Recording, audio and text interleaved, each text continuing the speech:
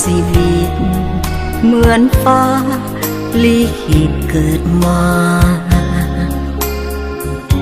จึงต้องผจญกับความโหดร้ายมันยาซอกซ้ำอุรากายยาเหลือที่จะทนเจ็บปวดทรมานเหลือใจจะคมสุดจะคืนคมเจ็บซ้ำเมื่อหักจากลาแต่จำต้องทนเก็บปวงคืนคมนั้นมาด้วยหวังใจว่าวันหนึ่งเขาคงเห็นใจเจ็บปวดใจนักหักมาแสบสวงดังไฟสุมสวงแทบสิ้นอุราแต่จำต้องทนเหมือนคนให้ค่าเพราะปรารถนาหักเดียวจนตายจากวันเป็นเดือนเลื่อนปีพ้นผ่านดวงจิตแหลกลาสิ้นหายไปกับสายลมเมฆหมอกจางหายละลายเหมือนฟ้า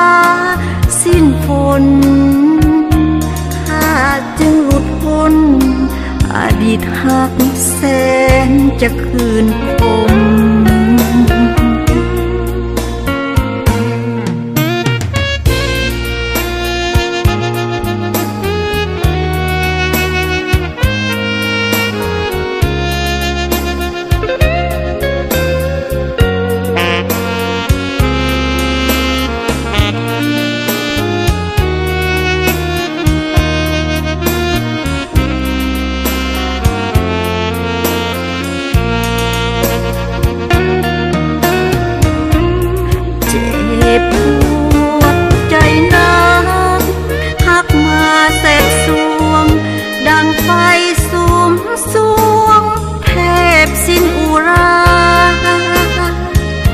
แต่จำต้องทน